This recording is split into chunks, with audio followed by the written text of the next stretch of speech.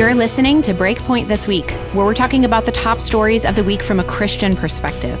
Today we're going to talk about the state of the pro-life movement in the United States. We're also going to talk about global violence against women, in particular religious persecution. We have a lot to get to today. We're so glad you're with us. Please stick around. Welcome to Breakpoint This Week. From the Colson Center for Christian Worldview, I'm Maria Baer, alongside John Stonestreet, president of the Colson Center. John, I want to start the program today by talking about what's going on in regards to abortion and abortion law in the U.S. Obviously, we have a presidential election coming up that's going to have wide implications for this, but a few things have happened in recent days that I wanted to bring to you. The first is that there were at least two people that we know of through ADF that were arrested in the United Kingdom within the last year because they admitted to praying silently outside of an abortion clinic. So the UK has these buffer zone laws that you're not allowed to stand within 150 meters of an abortion business and attempt to influence a person walking in.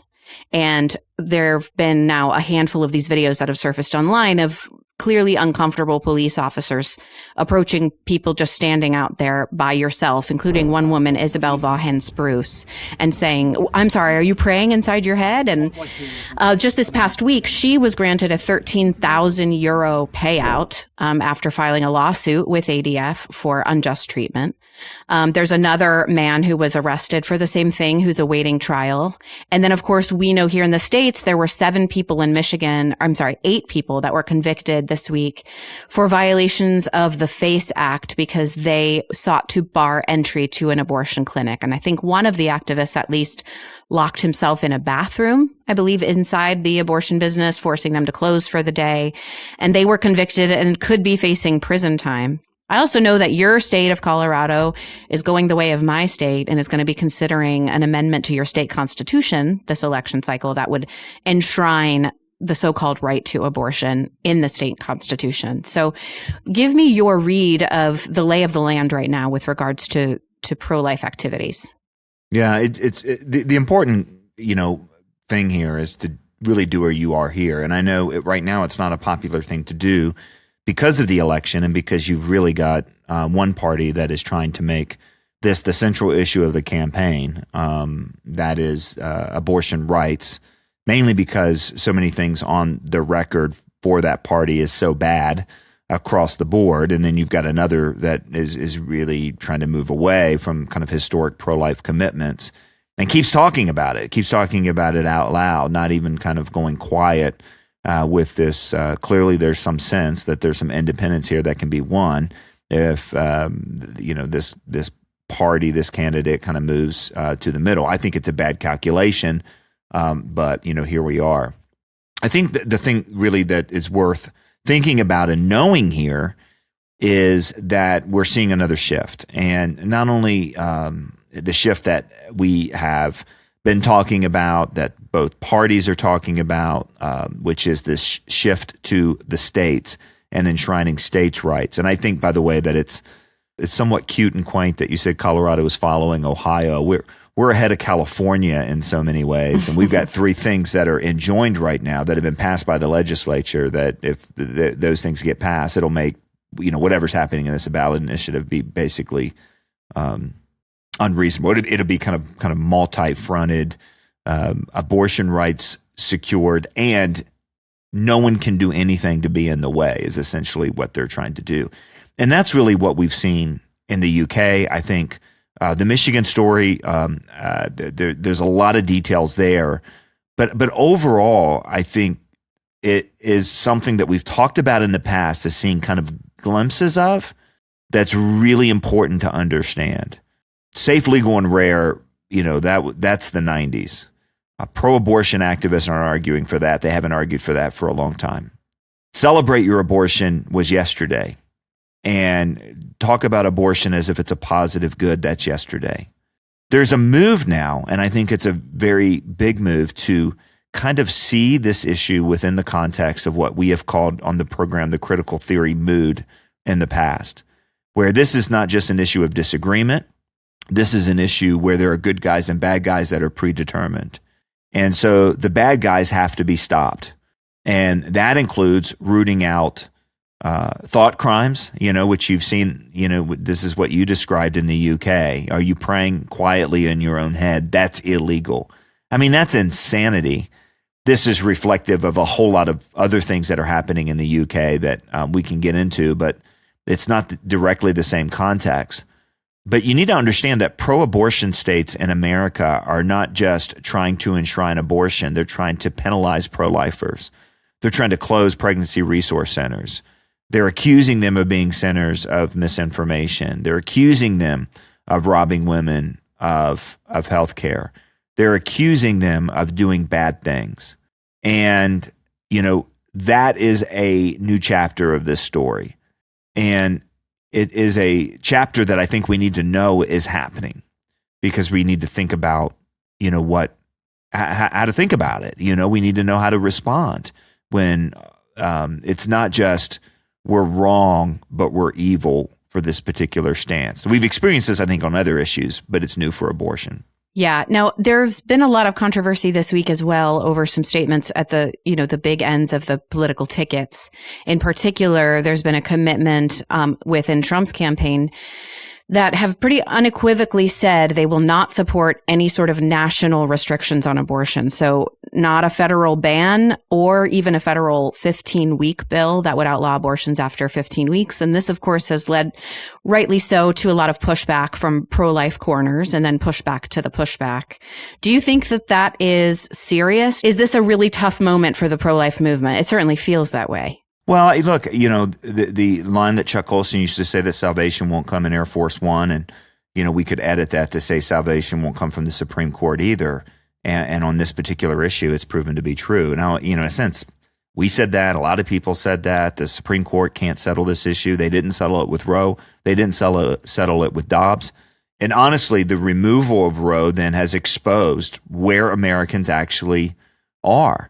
And I think there were some thoughts that this was a very pro-life generation, that, more people were opposed to abortion than were for it, and so on. And it's just proven to not be true.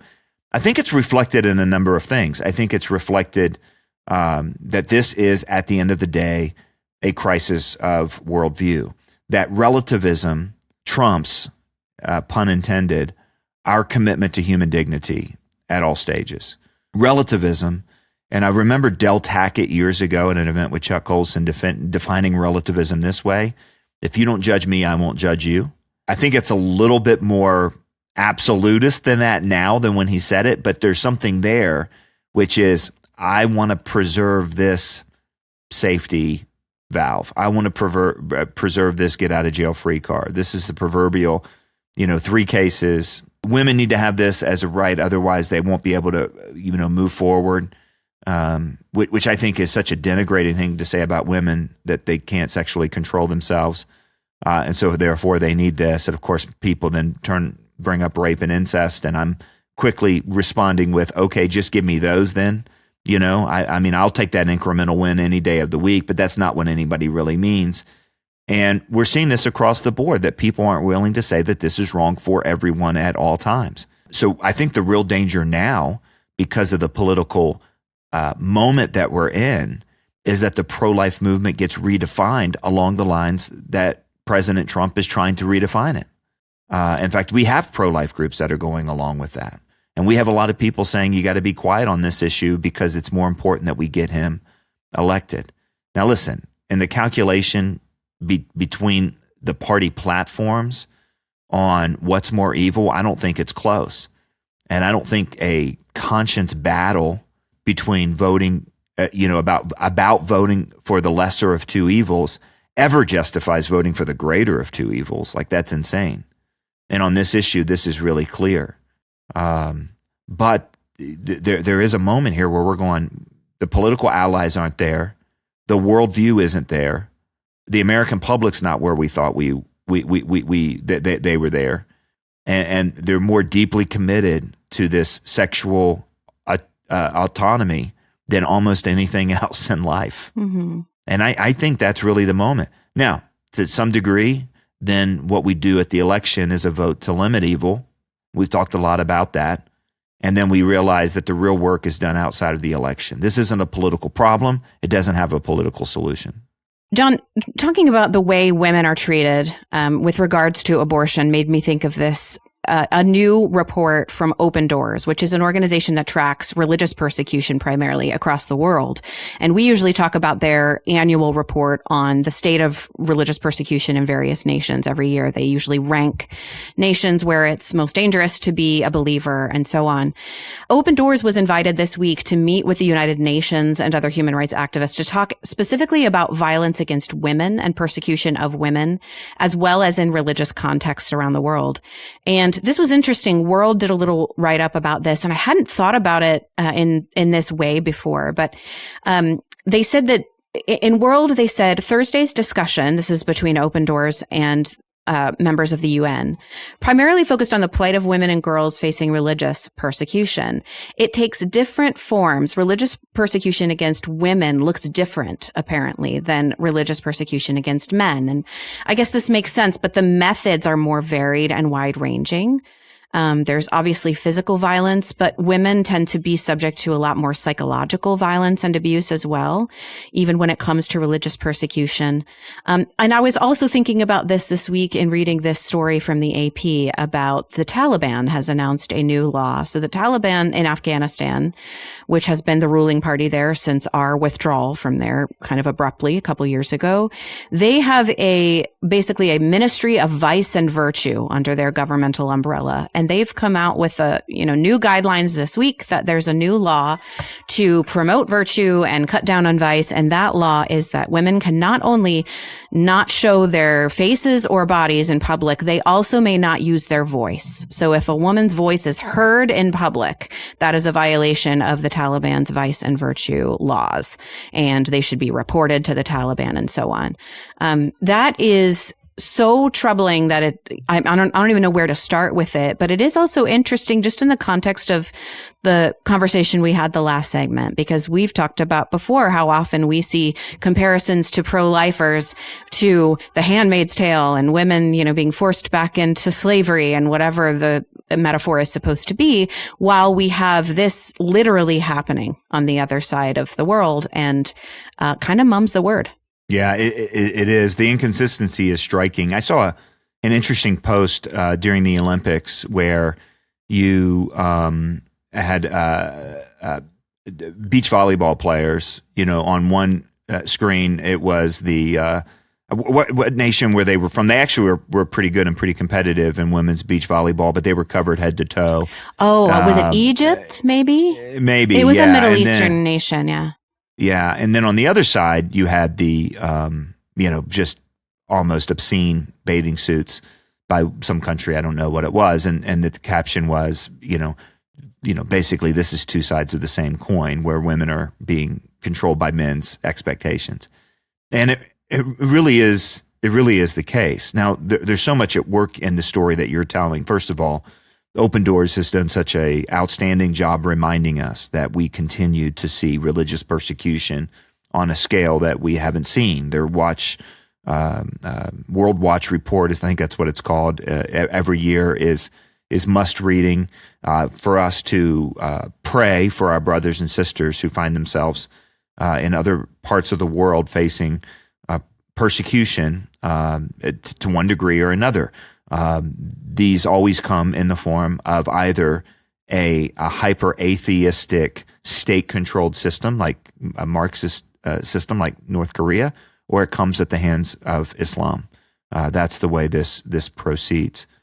But the inconsistency here is, I think, the thing that you're pointing out, and the thing that, in terms of how we talk about women and women's persecution, whereas you have people who point kind of the Handmaid's Tale thing to pro-lifers, because they defend preborn children, including girls, and then do nothing when you actually see examples of the Handmaid's Tale happening in the world. And, oppression of women is one example of that. And of course, the surrogacy industry is the other side of that, where women are essentially kept pregnant for financial pressure. And the vast majority of that money ain't going to women. It's going to the men who run the companies, who run this as a developing nation tourist business. That's the real Handmaid's Tale. That's the outrage, that when we loosen the very limited regulations that we have already, if there's no common sense protections on women from artificial reproductive technologies and the corporations that drive them, it becomes something that's exploitative to women. And that, of course, specifically here talking about surrogacy and commercial surrogacy. But it is interesting. It's like, we could redo that meme from the Olympics and put, the women in a surrogacy factory in Ukraine on one side, and women being oppressed from in the stories that Open Doors talked about on the other side. You know what else we could put on if we added a third panel, is the irony of promising women freedom through sexual liberation, and in the end of the whole story, fast forward from the 1950s and 60s and 70s, where some of these ideas were being written, and the pornography that almost seems quaint from the 1980s, and fast forward past all that to today, and put a picture of Leah Thomas, this man stealing a woman's swimming prize, or walking into a woman's locker room with no protection at all for the women.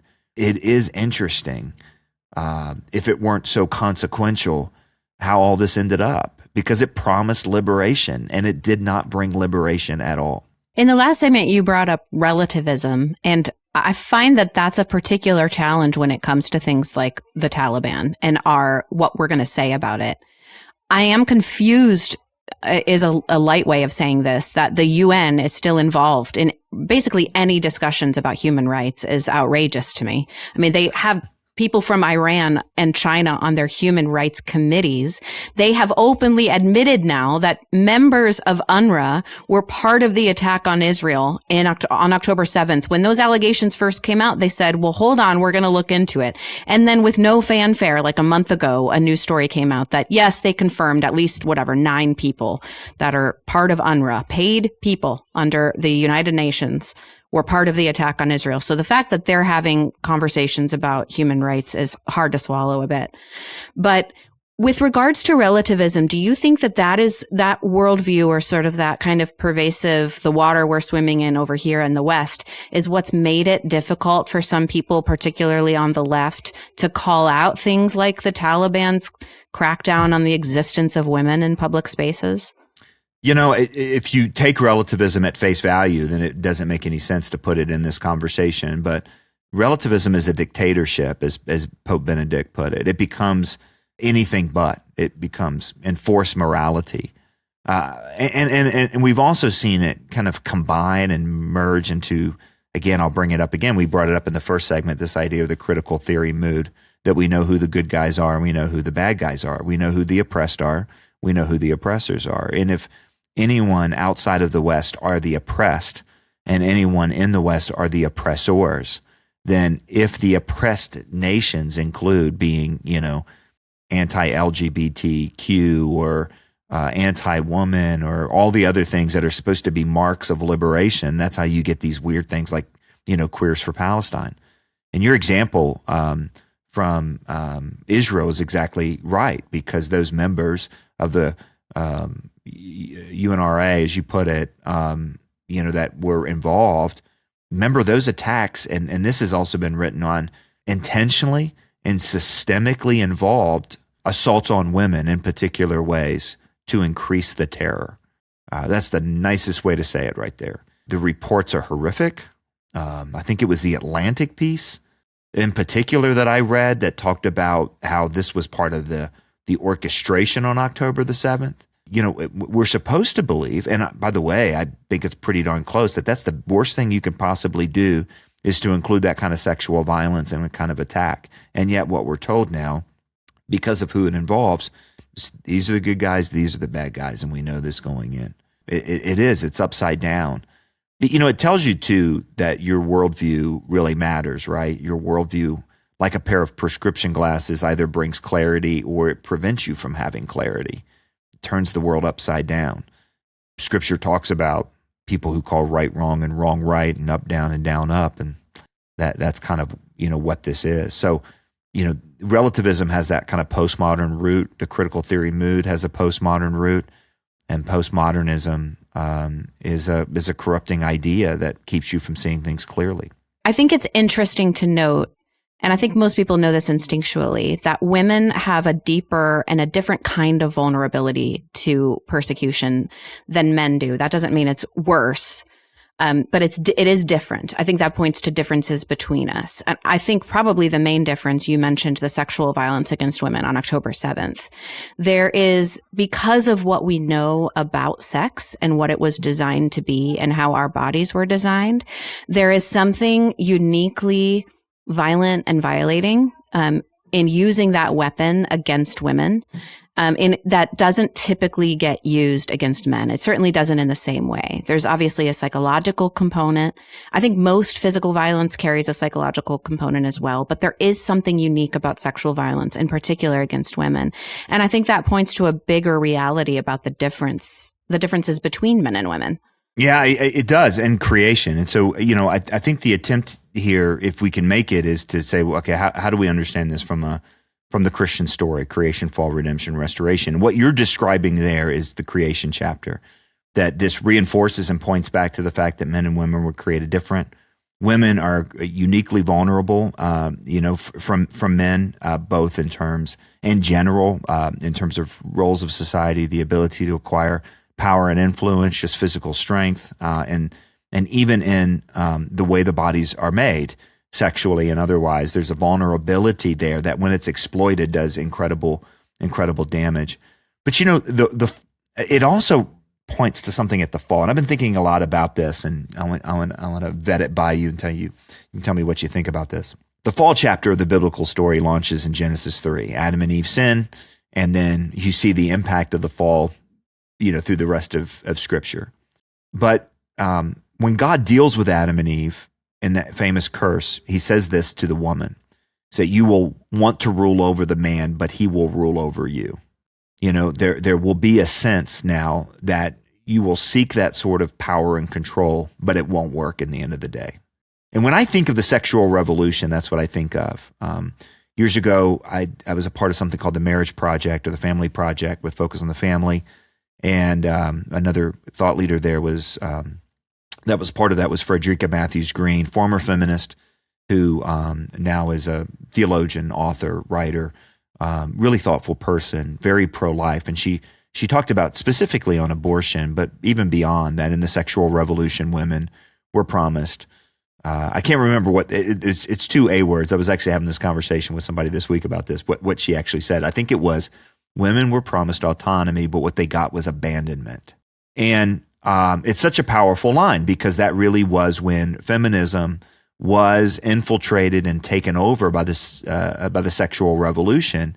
There was this real push, right? That you need to act like men. You need to assume the same sexual behavior as men. You need to free yourself from patriarchal controls, over your body, the institution of marriage, societal expectations, your own fertility. I mean, the line just went on and on and on.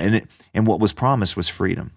In other words, it was an attempt of women to get out from under the rule of men. Now, some of that rule obviously was inappropriate, needed to be, changed, and wasn't healthy, wasn't good, wasn't life-giving in any sort of sense that you see. For example, Paul described how husbands should treat wives, and how we should think about men and women, and how Christians had been at the root of freeing women, throughout history in so many different ways in pagan societies. But remember, the end of the curse is not just that this is what you'll try to do, but this is the end of the game. The end of the game is, it ain't going to work. He's going to rule over you. And I've thought about that, like that this is like all these promises, liberation, liberation, liberation, liberation, many of which were motivated by things that needed to change in society, needed to change in terms of overall status and the way women were treated. And at the end of the day, Leah Thomas gets to walk in and expose himself to a group of women. At the end of the day, you have men who identify as women assaulting women. At the end of the day, you have drag queen story hours where men are demanding that moms conform to their understanding of childhood education, which is perverted and upside down, and moms are obliging. I mean, to me, it just seems to be a fulfillment of the curse. Like, this is the description of life after the fall before Jesus, without redemption, without renewal, without, to use Paul's word, reconciliation, the restoring of these relationships between men and women. And it's always going to turn out bad for women. And, we've talked about how the disproportionate victims of the sexual revolution have tended to be children, but especially female children. Talk about gendercide that's happened throughout the developing world. The other disproportionate victims are women. But that's the irony, because the whole thing was about promising women freedom and liberation. And it's turned out wrong. I always go back to this kind of weird thing where we celebrated Hugh Hefner when he passed away, and then 6 months later, the Me Too movement starts. And the juxtaposition of that was so weird and so bizarre. And you think, my goodness, if Harvey Weinstein, did he exploit women? Yeah. Was he a bad dude? Yeah. But Hefner? Was there a greater exploiter in human history, that got away with it? And again, what did he do? He promised liberation.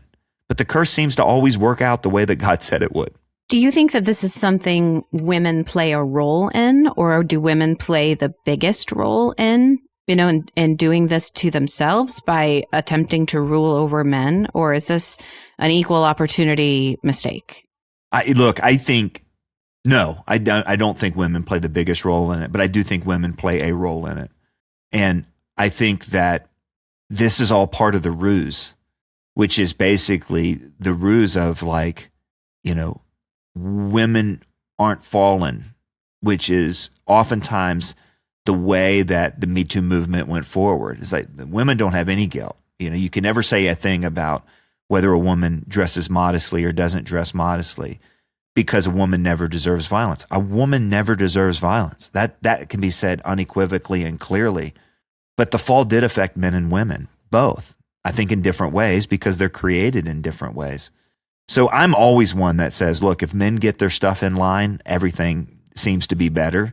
And men have taken this lie as well, because it was their own ticket to liberation and freedom. Actually, it was promised to women, but it actually gave men the freedom.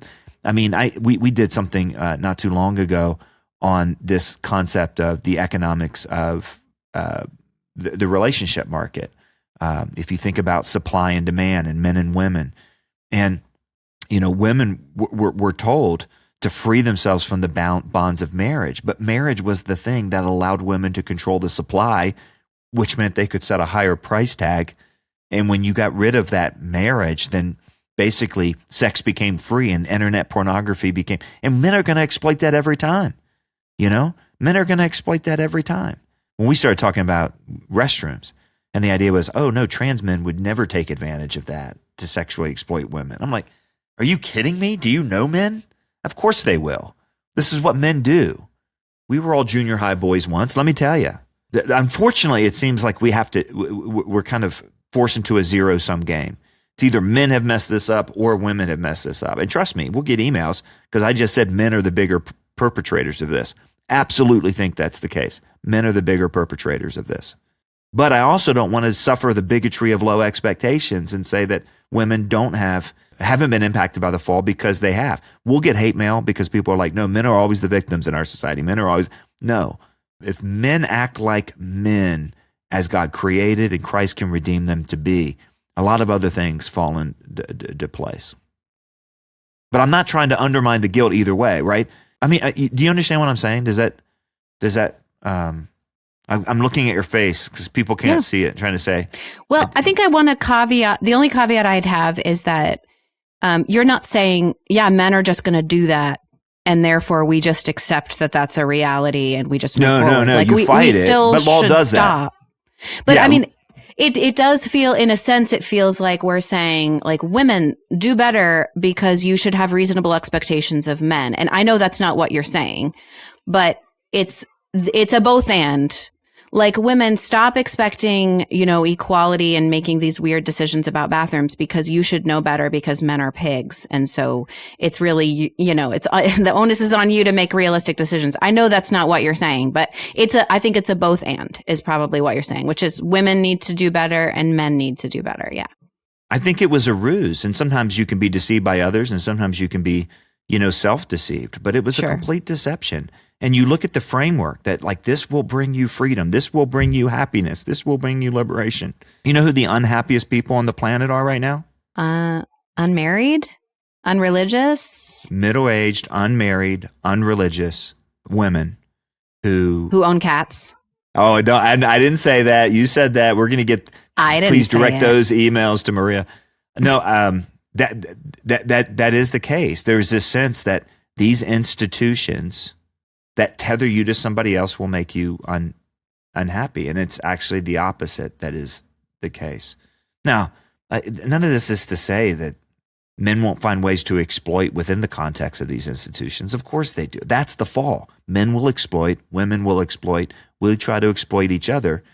But the abuse of power goes to, the final say in the abuse of power goes to the quote unquote strongest. And I mean that in the way that the scripture describes it, which is at the end of the day, this is a false promise. So women shouldn't believe it. I do believe that women shouldn't believe it.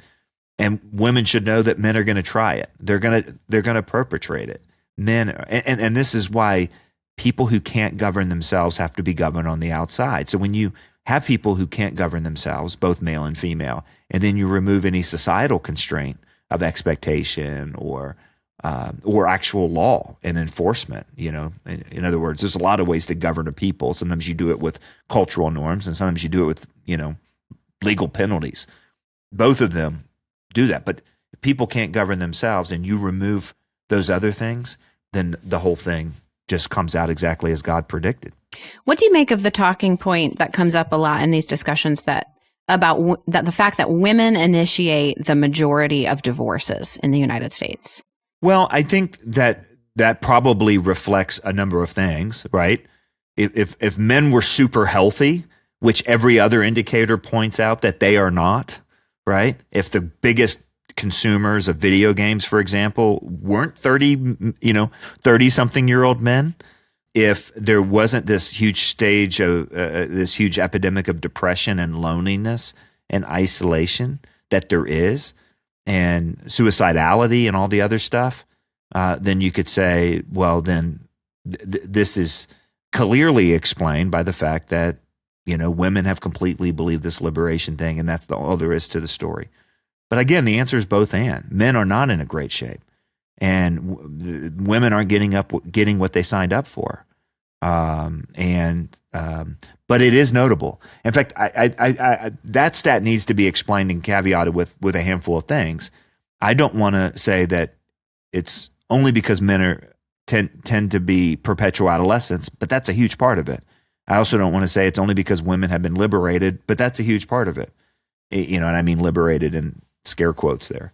But I will say a bigger stat or anecdote maybe that my pastor said is he's been in pastoral ministry now for 40 or 50 years, and he said that when he started this and a couple was having marital problems, the first people they'd go to would be the priest or the pastor, and then 20 years ago it was first people you'd go to is the counselor, and now the first person you go to is the attorney. And I think that says maybe even more than who initiates the divorce. Maybe more men would initiate divorce if men weren't in the habit of being so apathetic about so many things to begin with. You know what I mean? Like It requires actual initiative. Maybe that's a really cynical, skeptical thing. But there is a problem with both. We misunderstand the situation when we say, oh, men are fallen, but women aren't. Or women are fallen, but men aren't. You know who's fallen? Yes. I also just think that using that data point in this argument has never made a lot of sense to me, because 9 out of 10 times the person with the most to lose financially in a divorce proceeding is the man. So it makes complete sense that men would be more reticent to file for divorce than women. That doesn't mean women shouldn't file for divorce. It just means that's just an economic reality that has such a wide influence on this stat that it's almost not worth talking about. And if you think about it too, men are also more likely to commit infidelity. And if they're the ones who have committed it and then don't want a divorce, then the onus is on the wife if she wants to file for divorce. So I think the caveat on that caveat is, and I appreciate that, the financial caveat I think is absolutely legitimate. The caveat on the unfaithfulness caveat is that both numbers are still pretty high. You know what I mean? Like, but it's a bad situation all around. Yeah, we're not talking about like, an extreme rarity now. We're talking about the idea of, and there's cultural factors behind that as well. If you want to keep moms and dads faithful to each other for the sake of the kids, that's the historic role that marriage has had. If you make marriage no longer about having children, then marriage is about personal happiness. And then it doesn't make sense to basically keep the sexual instinct at bay, right? And so now you've had this push. We know historically, for example, that gay men are highly promiscuous. Marriage has been redefined to include gay men. And what do we have? We have a push now to help heterosexual couples think of marriage as being something that's open. It's a breakdown that just kind of, when you lose that kind of core of marriage and children, as if they're related to each other inherently, a lot of things break down.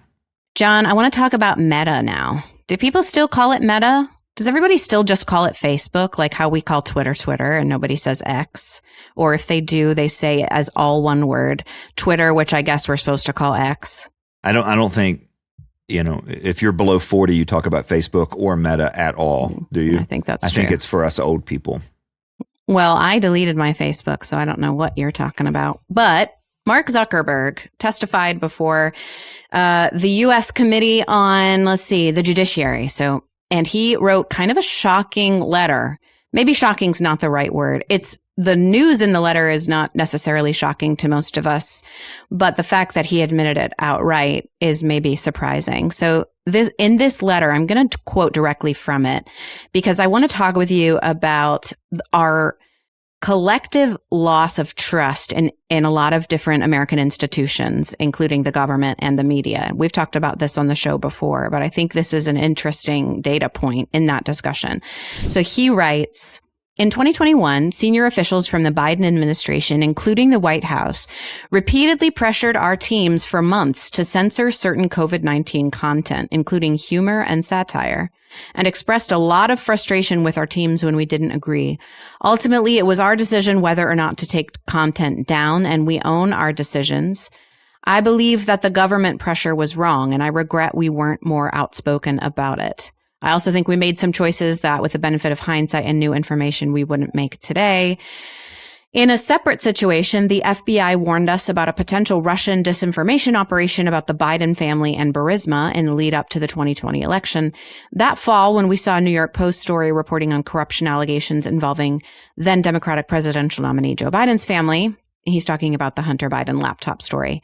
We sent that story to fact checkers for review and temporarily demoted it, which means they took it out of the algorithm where if you searched for it, you would have trouble finding it on Facebook. We demoted it while waiting for a reply. It has since been made clear the reporting was not Russian disinformation, and in retrospect, we shouldn't have demoted the story. We've changed our policies and processes to make sure this doesn't happen again. Well, very good. What do you make of this? Oh, I mean, what does anybody make of it? It's just like, again, I'm quoting my pastor twice in 5 minutes. If you're not a little bit of a conspiracy theory this week, these days, you're not paying attention, he said. And, you just, it feels, I mean, look, there's two parts of this. What do you make of this particular story? What do you make of the impact that it had on the election? What do you make? Okay, that's all legitimate questions that need to be wrestled with.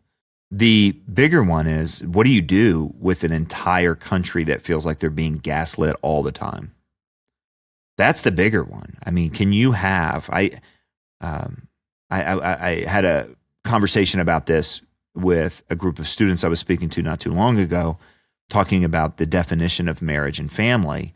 And one of the things that you get when you have a strong marriage culture in a society is a basically you build the foundation of trust, right? So the very first place you learn trust and what it means to be trustworthy and what it means to put your trust in someone who should be trustworthy is the home. In fact, it's really the only place. I mean, you're not really going to learn that. You might learn some of it at school. You might learn it, within the neighborhood, but you're not going to learn it in a community that's broken. You're not going to learn it fundamentally if the person who gave you birth or gave you life is untrustworthy, right? They said they'll always be there, or they should have always been there, but they're not.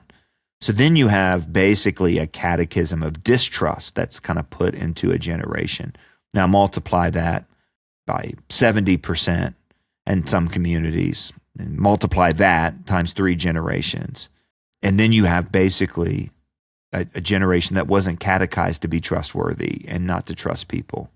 And then, what do you get? You get news sources and information sources that are shaped by a will to power and an ends justifies the means sort of mentality.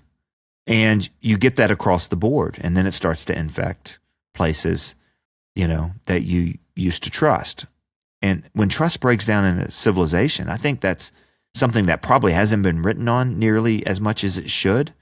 That when everyone thinks they're being hoodwinked, when everyone thinks they're being deceived, when everyone thinks, this person can't be trusted or that person can't be trusted, when everyone thinks that you are questioning motives instead of ideas, then even when you try to have a legitimate conversation, it's impossible, right? Even when you try to go, hey, this is a really bad idea. Oh, you're just motivated by blah, blah, blah, blah, blah. It's like a big rock in the middle of the water that keeps going out. And I noticed this after, COVID, when everyone started traveling again. I was like, people aren't okay.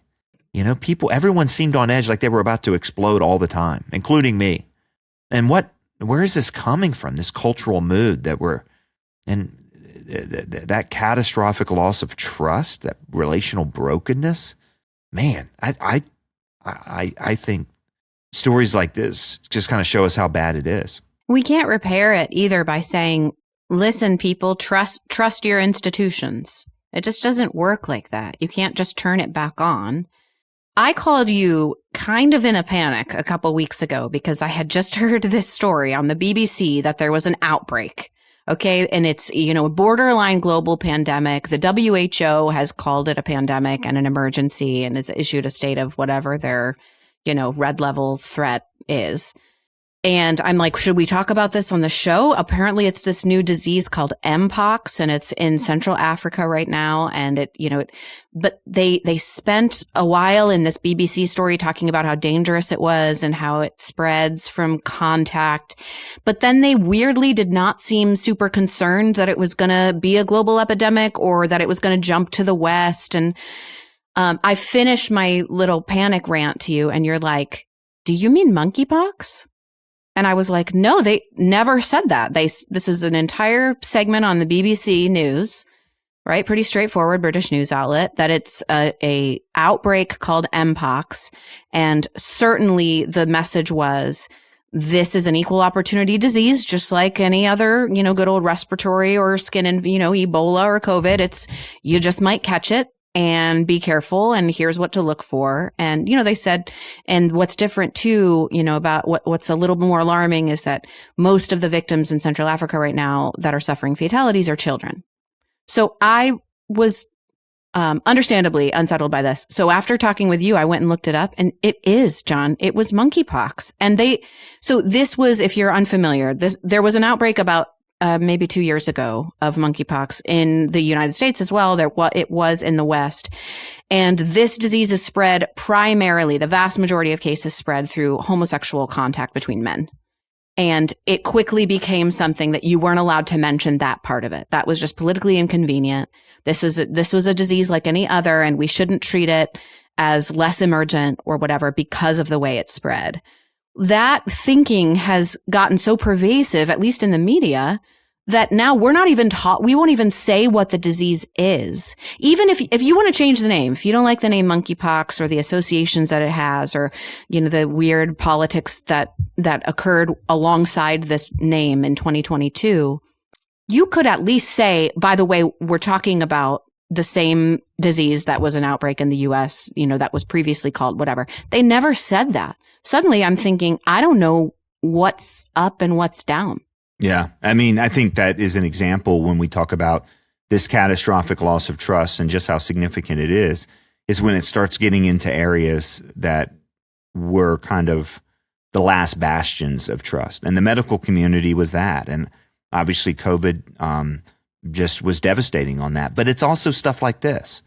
It's stuff, in which a global health emergency is named, which is the case here. I don't think they actually called it a pandemic, those are all official terms. So, but from the World Health Organization, but then they changed the name. They don't talk about exactly what it is or how it spread for completely non-medical reasons. Mm-hmm. And it even is something where additional harm is possible because of these changes. And yet they still go with the change, not to mitigate harm, but to be, politically correct or whatever you want to say.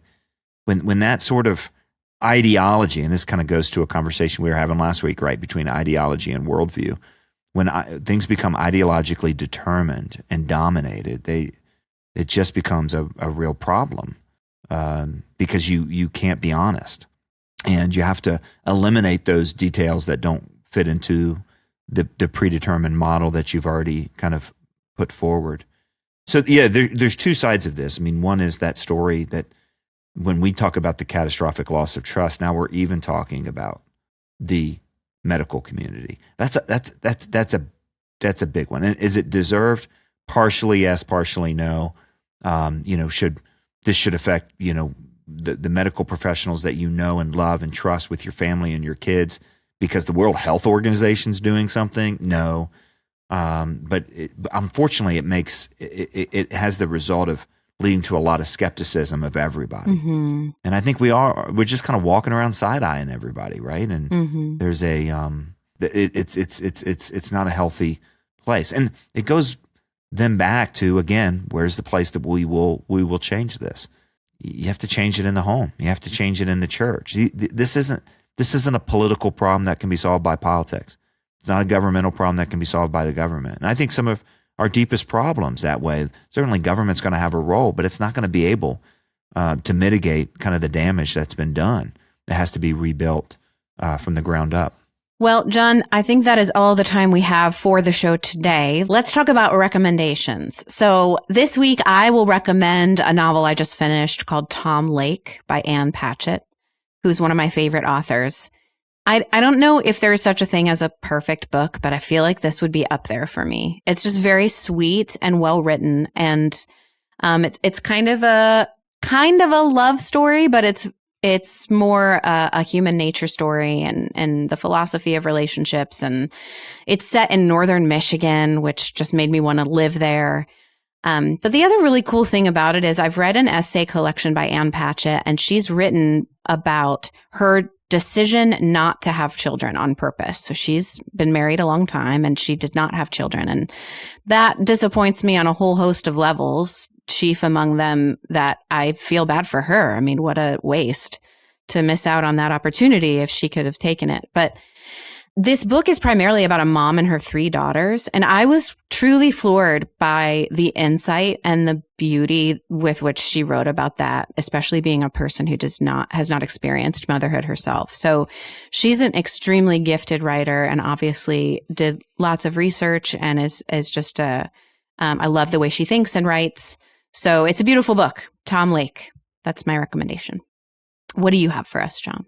Well, hey, just excited to announce that the Lighthouse Voices series with Focus on the Family and the Colson Center launches up again in a couple weeks. We'll be back up in Holland, Michigan. If you're up in that part of the country and can join us, we'd love to see you live. Our guest will be Samuel James, who's written a terrific book helping pastors and parents deal with kind of reorienting habits in a digital age. It's called Digital Liturgies, and that's what he'll be talking about. The date is Tuesday, September the 10th. And as always, if you're not able to join us live, you can join us via live stream. Really important conversation I think, to deal with technology and continue to look at this intentionally. I just this morning had a really encouraging conversation with some parents who are taking your advice and just deciding to do something. They've doing something, speaking up when they need to speak up, and making decisions with their kids and especially with their kids' friends about technology and digital technology. And they're doing I was inspired and encouraged by the fact that, what they're doing. And it's just kind of an example of the sort of thing we all need to think about and be intentional about. Excited that schools are taking more of a step now than ever to limit smartphone use. And it's not just what the kids are seeing on these devices, it's the devices themselves, what it does to their brains, what it does to their hearts and minds, as Jonathan Haidt's written about recently and other people have kind of foretold, foreseeing where this digital age was going to go. Also had a conversation yesterday about AI. And, it's amazing because AI is going to dramatically improve so many industries, and it's also going to dramatically complicate what it means to be personal, relational, face-to-face in a digital age. So all this, I think, is part of this conversation. You can send in questions. It's a very participatory program, free of charge. Join us up in Holland, Michigan for Lighthouse Voices if you can. Okay, well, thanks so much for listening to Breakpoint this week. For the Colson Center for Christian Worldview, I'm Maria Baer alongside John Stonestreet. You can find links to the stories we talked about today, as well as other commentaries from John and other resources at breakpoint.org. Otherwise, have a great week. We'll see you back here next week.